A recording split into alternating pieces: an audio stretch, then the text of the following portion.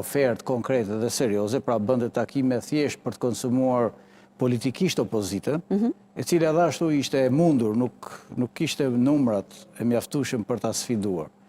Dhe loja që bëri është se do të ta shtynte gjithë faktorin politik opozitar drejt këtij kurthi për ta paraqitur si një opozitë destruktive. Pse kurth? Pse e quan kurth? Kurth sepse artikulimi i tij në fund që opozita është fajtore, që ne nuk e zgjodhëm presidentin, pra kjo retorik do ta mbajë edhe gjatë fushatës. Ashtu siç u mbajt edhe retorika për mos zgjedhjen e kryetarit të kuvendit. Problemi është se zoti Kurthi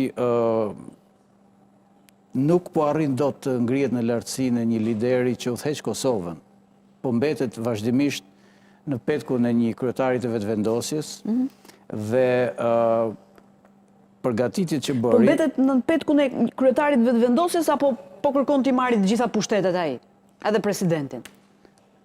Sigurisht që ai ka marrë një pjesë të madhe gjykatës kushtetuese, të institucioneve të drejtësisë, të diplomacisë, edhe kështu me radhë, po përpiqet që të bëhet një i pakonkurrueshëm në raport me zgjedhjet. Pra, zoti Kurthi natyrisht i do gjitha pushtetet, edhe nuk është i vetmi që i kërkon gjitha pushtetet. Po, dakord, se do ju pyes për këtë. Po, pikërisht, pra, nuk është larg zonës që të gjithë i duan gjitha pushtetet. Dhe për fat keq ka marrë disa modele që nuk është se janë të dobishme dhe nuk kanë qenë tradicionale për Kosovën.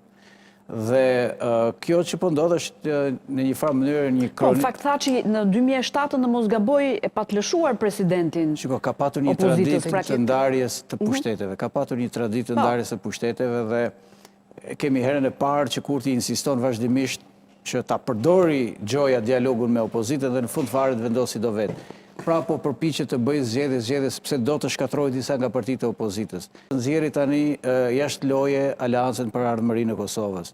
Do të dobësojë më tutje Lidhjen Demokratike të Kosovës. Po problemi është që këtu po dobëson më shumë Kosovën se sa partitë opozitare, se mirë partitë. Tani të jemi të sinqertë. Këtu po e pëson Kosova më shumë, qytetarët e saj.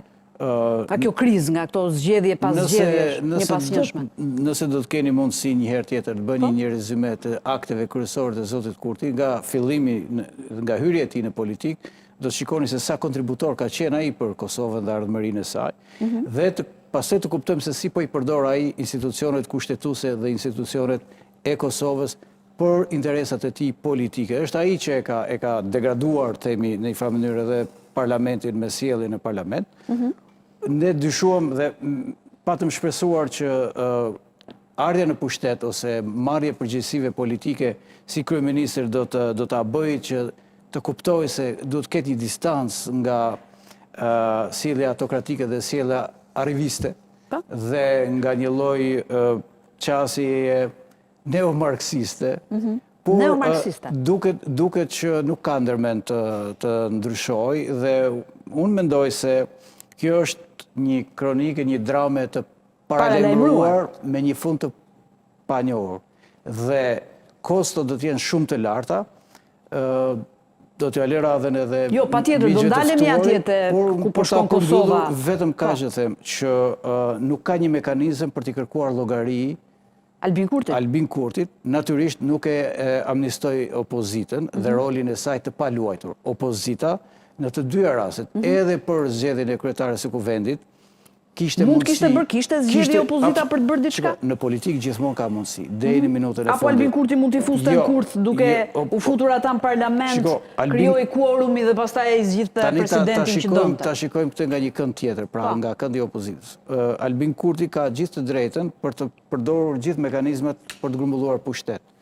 Opozita po ashtu është legjitime për të bërë të gjithë lojat e saj dhe nuk duhet të kapej vetëm tek emri Vjosa Osmanit për të thënë që ne kemi këtë dhe s'kemi të tjerë. Sepse kjo ishte, si thush, të biesh vetë me këmbët e tua në kurthin Albin Kurthit. Opozita mund të mblidhej dhe t'i ofronte 3 emra që ai mund të mos i refuzonte dot, ose minimalisht nuk mund ta përdorte tani si alibi në zgjedhje. Pra, duke shkuar vetëm me një emër aty të pa konsultuar me palën tjetër, pra me Partinë Demokratike të Kosovës. Po, opozita në një farë mënyrë gradualisht, sikur donte të shkonte me këmbët e veta dhe ka shkuar si capi te kasapi në këto zgjedhje dhe pavarësisht entuziazmit paraprak, Unë nuk pres që do të ketë ndonjë ndryshim të madh në kuti, në zgjedhjet që do të pritë se do t'i marrim me radhë ato, pjesën e 2 do ndalemi atje, se kam gjerë edhe të dhënat e zgjedhjeve të fundit për të kuptuar, për të bërë një projekcion se çfarë mund ndodhi. Esmeralda, ti si e shef të që ndodhi në Kosovë? Kujt është faji?